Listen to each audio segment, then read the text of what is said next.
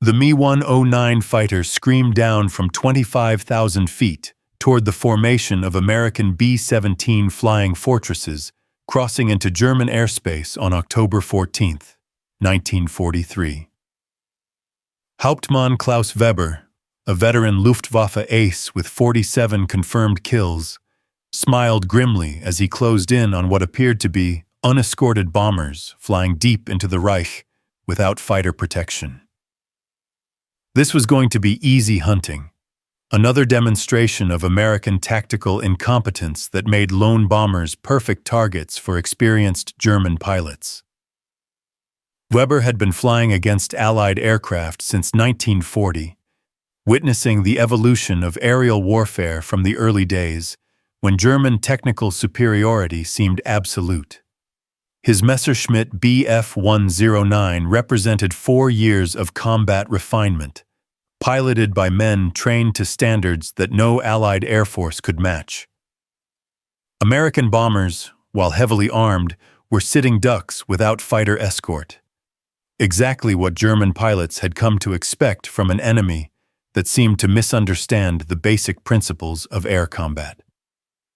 What Weber couldn't have known was that American strategic planners were testing a revolutionary concept that would fundamentally change aerial warfare. The unescorted bombers weren't vulnerable targets, they were bait. Hidden in the sun above, a new generation of American fighters was about to transform the European air war from German hunting ground to Allied shooting gallery. The P-51 Mustang was coming, carrying with it the industrial might and technological innovation that would sweep the Luftwaffe from European skies within months. Weber's confidence in German air superiority was about to be shattered by American engineering that combined British innovation with mass production capabilities that no enemy could match. If you want to discover more incredible stories of how American innovation and industrial might change the course of World War II, make sure to subscribe to our channel and hit that notification bell. Hauptmann Klaus Weber had earned his reputation as one of the Luftwaffe's most deadly pilots through 3 years of combat that established German air superiority across every theater of war. His Mi-109 carried the distinctive black tulip nose markings of JG-54 Grünherz, a squadron that had dominated skies from the Battle of Britain through the Eastern Front with tactical excellence that seemed impossible for Allied forces to counter.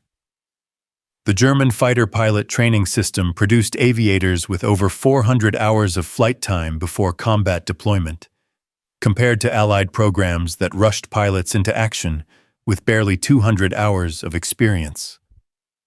Weber represented the elite of military aviation, men selected for exceptional reflexes, trained in advanced tactics, and equipped with aircraft that embodied 4 years of combat refinement and technological development.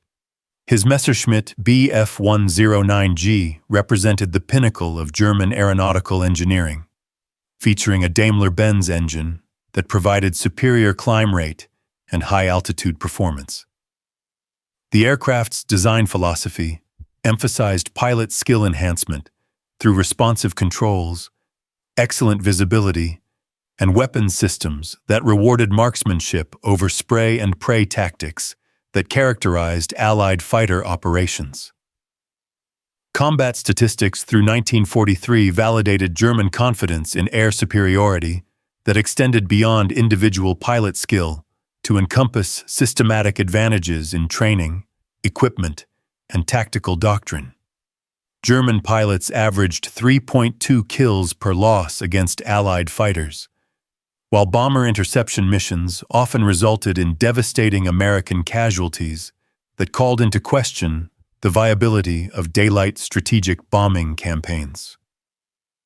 The October 14th mission, later known as Black Thursday, began with German confidence that reflected 3 years of successful bomber interception. American B-17 formations flying without fighter escort were considered routine targets for experienced Luftwaffe pilots who had developed systematic techniques for breaking up heavy bomber formations and exploiting defensive weaknesses. Weber's approach to bomber interception followed proven tactics that emphasized speed, surprise, and concentrated firepower applied at vulnerable points in American defensive formations. German pilots had learned to exploit blind spots in bomber defensive coverage, coordinate attacks that overwhelmed gunner response capabilities, and execute high-speed passes that minimized exposure to return fire. Intelligence reports about American fighter development had reached German command, but existing Allied escort fighters possessed range limitations that restricted protection to targets within 175 miles of British bases. Deep penetration missions into German territory required bombers to fly unescorted for hundreds of miles, creating opportunities for systematic interception that German tactical doctrine was specifically designed to exploit. The Luftwaffe's tactical success against American daylight bombing reflected systematic advantages that extended beyond individual aircraft performance to encompass coordinated fighter operations, ground-controlled interception, and pilot training that emphasized formation flying and mutual support. German air defense had evolved into a sophisticated system that consistently inflicted unsustainable casualties on American bomber formations. Personal motivation among German pilots remained high despite increasing Allied air activity, as successful bomber interception protected German civilians and industrial facilities from strategic bombing campaigns.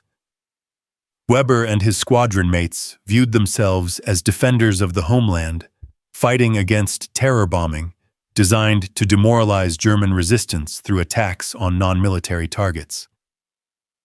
The approaching bomber formation represented another opportunity to demonstrate German air superiority that had characterized 3 years of successful aerial combat. Weber's confidence reflected not arrogance but professional assessment based on proven tactical advantages that had consistently delivered victory against Allied air operations throughout the European theater. What neither Weber nor German intelligence services understood was that American industrial innovation was about to deploy a solution that would fundamentally alter the mathematics of aerial warfare. The formation of 291 B-17 flying fortresses stretched across the October sky in combat boxes designed to maximize defensive firepower while maintaining bombing accuracy against targets deep in German territory. To German observers, the unescorted American bombers represented tactical incompetence that defied basic principles of air warfare. Heavy aircraft flying into heavily defended airspace without fighter protection seemed like deliberate suicide. Major Robert Johnson led the 91st Bomb Group toward targets in Schweinfurt, knowing that his bombers would face concentrated German fighter attacks without Allied escort coverage for over 400 miles of hostile territory.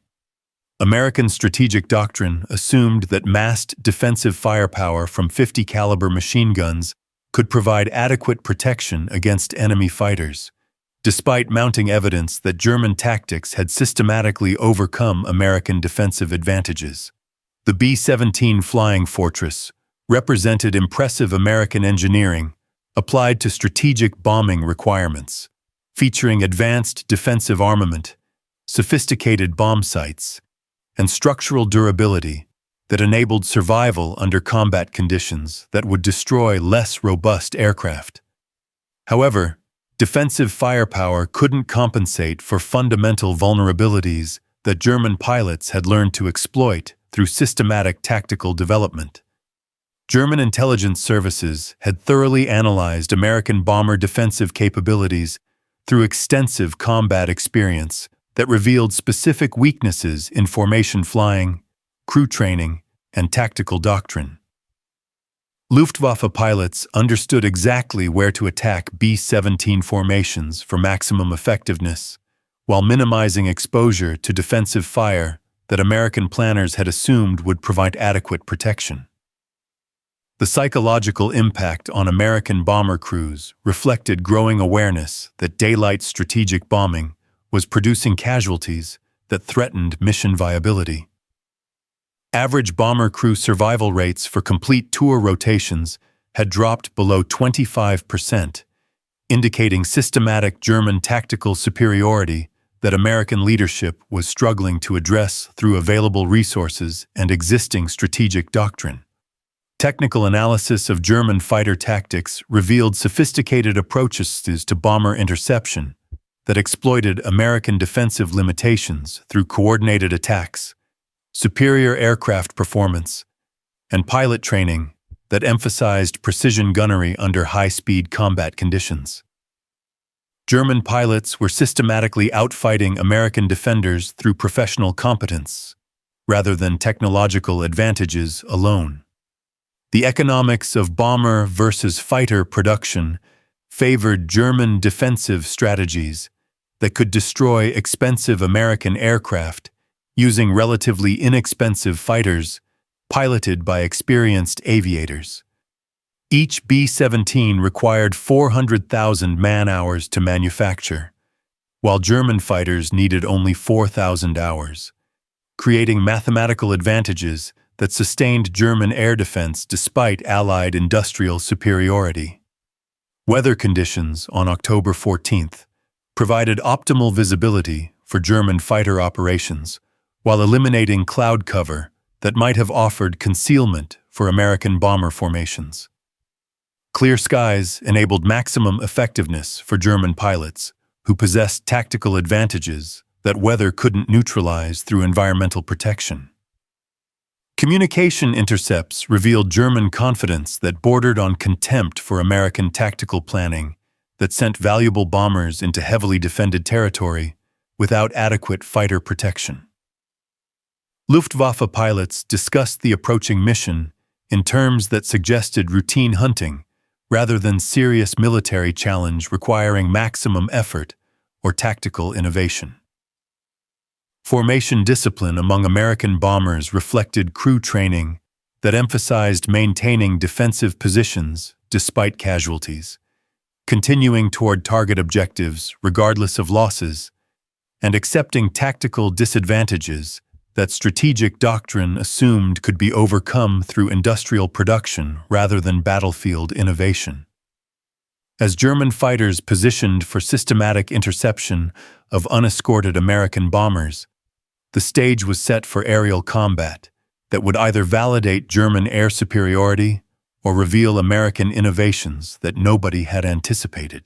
The P-51 Mustang fighters dove from 30,000 feet like silver lightning bolts, their Packard-built Merlin engines screaming as they tore through German formations that had been methodically positioning for bomber attacks. Major Don Gentile led the 4th Fighter Group in the first mass deployment of long-range escort fighters that would transform American strategic bombing from costly gamble to systematic German destruction. Weber's confident approach to bomber interception became desperate evasive action as American fighters with impossible range capabilities appeared from nowhere to engage German aircraft that had assumed tactical superiority through positional advantage. The P-51 Mustangs possessed performance characteristics that exceeded German intelligence estimates while carrying fuel loads that enabled escort missions deep into German territory. The technical specifications of the P-51 Mustang represented revolutionary advancement in American aircraft design that combined British aerodynamic innovation with American mass production capabilities. The North American aviation design featured laminar flow wing technology that reduced drag while increasing speed, plus internal fuel capacity that enabled 1,650-mile range with external tanks that could be jettisoned for combat maneuvering. Combat performance of the Mustang immediately challenged German assumptions about American fighter capabilities through superior speed, acceleration, and high-altitude performance that matched or exceeded German aircraft specifications. The Packard 5-1650 engine provided 1,490 horsepower that enabled the P-51 to outrun German fighters while maintaining maneuverability that previous American fighters had sacrificed for structural durability. German pilot training that had emphasized bomber interception tactics proved inadequate against American fighters that possessed both the range to provide deep escort and the performance to engage German aircraft on equal terms. Luftwaffe tactical doctrine required fundamental revision to address threats that previous Allied fighters had been unable to present due to range limitations and performance deficiencies. The psychological impact on German pilots reflected sudden awareness that American industrial innovation had eliminated the tactical advantages that had characterized 3 years of successful air defense. Weber and his squadron mates faced enemy fighters that could follow German aircraft throughout their operational radius, while possessing combat capabilities that exceeded Luftwaffe expectations. Manufacturing statistics revealed American production capacity that would doom German air defense through simple mathematics of replacement rates. North American aviation was producing 600 P-51 Mustangs monthly, while training American pilots at rates that would provide 2,000 qualified fighter pilots monthly by early 1944. German fighter production couldn't match American output, while pilot training programs were producing fewer than 200 qualified aviators monthly. Tactical coordination between American fighters and bombers demonstrated systematic planning that had anticipated German defensive responses while preparing countermeasures that German intelligence had never detected. The October 14th mission represented extensive preparation that included route planning, fuel calculations, and pilot training specifically designed to provide effective bomber escort throughout German airspace. The fuel capacity that enabled deep escort missions reflected American engineering solutions to problems that German designers had never attempted to solve. External drop tanks provided additional range while maintaining aircraft performance characteristics, enabling tactical flexibility that German fighters couldn't match through existing design approaches or operational procedures. Radio communication between American fighters revealed tactical sophistication that contradicted German assumptions about Allied pilot training and operational competence. American pilots demonstrated formation flying, mutual support, and tactical coordination that rivaled German standards while operating aircraft that possessed superior performance characteristics. As the aerial battle developed, German confidence in air superiority began transforming into recognition that American innovation had fundamentally changed the tactical balance of European aerial warfare. The November 1943 production statistics revealed the mathematical impossibility of German victory in aerial warfare against American industrial capacity that was producing P-51 Mustangs faster than the Luftwaffe could train pilots to replace combat losses. North American Aviation's Kansas City plant alone manufactured 25 fighters daily, while German aircraft production struggled to achieve 15 Me-109s per day across all facilities despite maximum wartime mobilization. Weber's squadron had lost 7 pilots in 2 weeks following the introduction of American long-range escort fighters, representing irreplaceable losses of experienced aviators whose training had required 2 years and resources that German pilot training programs could no longer provide. Each lost German pilot represented 400 hours of flight training that cost 15,000 Reichsmarks, while American pilot training produced replacement aviators for $3,000 using systematic instruction methods. Technical analysis of captured P-51 components revealed American manufacturing quality that exceeded German expectations for mass-produced equipment. Precision machining, advanced metallurgy, and systematic quality control, achieved reliability standards that German tradition, associated only with handcrafted components produced by master technicians using methods that mass production couldn't replicate. The range capabilities of American escort fighters eliminated German tactical advantages that had depended on attacking unescorted bombers beyond Allied fighter radius. P-51 Mustangs could accompany American bombers to Berlin and return to British bases, providing continuous protection that rendered German interception tactics obsolete unless Luftwaffe forces were willing to accept combat against superior enemy fighters. Fuel consumption calculations demonstrated American logistical capabilities that supported sustained, deep penetration missions without the supply constraints that limited German operational radius. American fighters consumed 100-octane aviation gasoline that was available without rationing restrictions, while German aircraft operated on synthetic fuel that reduced engine performance while requiring careful conservation through operational limitations. Pilot replacement statistics revealed American training capacity that could sustain combat losses indefinitely, while German programs faced instructor shortages, fuel rationing, and aircraft availability that reduced training effectiveness. American flight schools graduated 2,000 pilots monthly using systematic curriculum that achieved consistent competence, while German training programs produced 200 pilots monthly through apprenticeship methods that required extensive individual instruction. The economic implications gradually became apparent through intelligence reports about American aircraft production costs that achieved lower unit prices through mass manufacturing despite superior performance characteristics. P-51 Mustangs cost $51,000 each, including engine and equipment, while German Me-109 production required $58,000 per aircraft, using traditional manufacturing methods that couldn't achieve American production rates. Strategic bombing effectiveness increased dramatically when American bombers received continuous fighter escort that eliminated most German interception capabilities.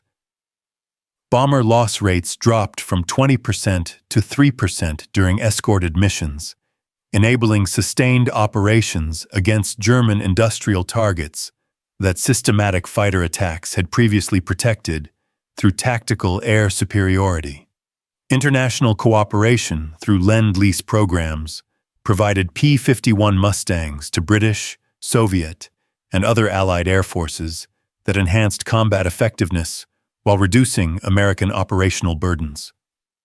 Democratic alliance systems created mutual support that authoritarian organization couldn't replicate through coercive methods or ideological motivation alone. Innovation acceleration continued improving American fighter performance through engineering modifications, enhanced manufacturing techniques, and systematic feedback from combat experience. Democratic competition encouraged continuous development that exceeded German innovation despite Luftwaffe combat experience and traditional engineering excellence. As winter approached, German air defense faced mathematical certainty of defeat through American production capacity that rendered tactical competence irrelevant against systematic industrial advantages that individual courage couldn't overcome. March 15, 1945. The war in Europe was ending not with glorious aerial combat, but with mathematical certainty as American P-51 Mustangs ruled European skies through industrial supremacy that had rendered German air resistance futile. Weber sat in Allied interrogation, his flying career ended by fuel shortages that grounded the Luftwaffe more effectively than enemy action ever could. The final statistics painted a picture of American victory through systematic advantages that transcended individual pilot skill or aircraft performance.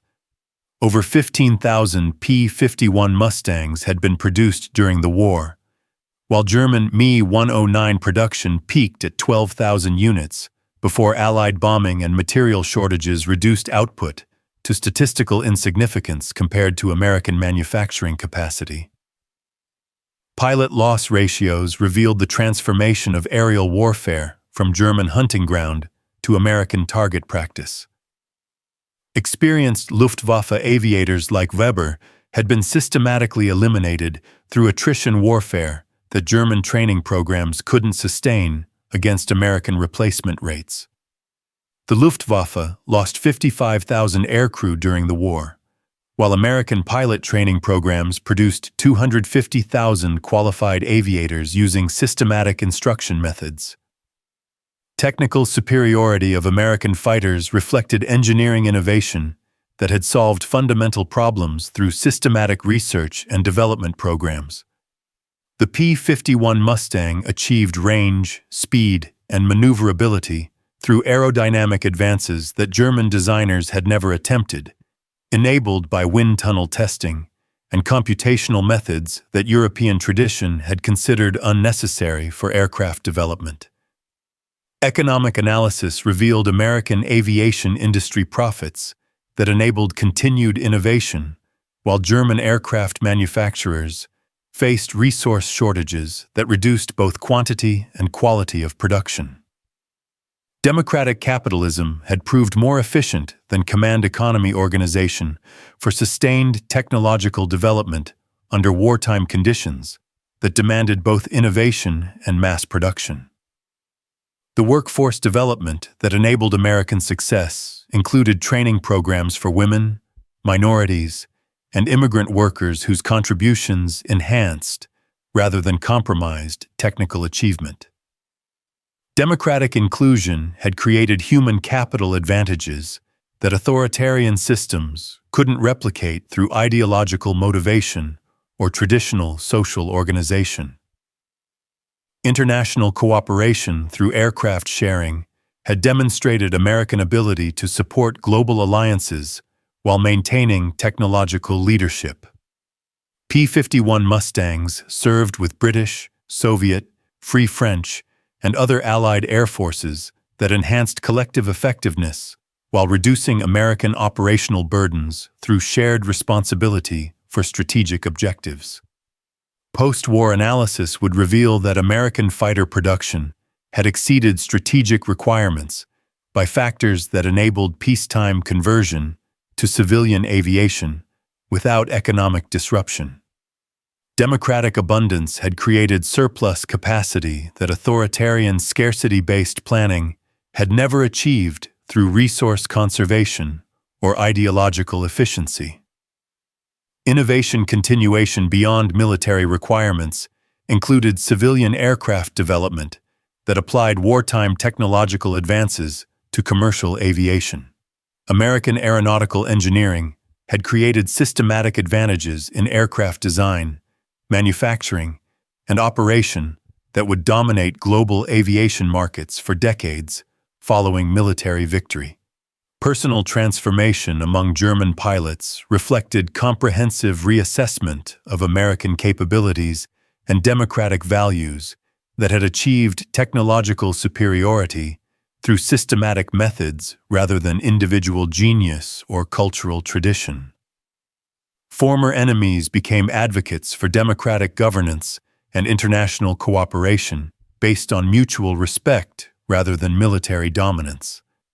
The legacy of P-51 Mustang development extended beyond military aviation to encompass systematic approaches to technological innovation that would influence post-war industrial development. American methods that combined research, development, and mass production had created sustainable advantages in competitive markets that would define global economic relationships. If this incredible story of how American innovation and industrial might sweep the skies clean of enemy resistance inspired you, make sure to subscribe to our channel for more amazing tales of how democratic ingenuity changed the course of history. The sky belonged to America not through superior pilots, but through systematic advantages that made victory inevitable once mathematical reality replaced tactical tradition as the decisive factor in modern warfare.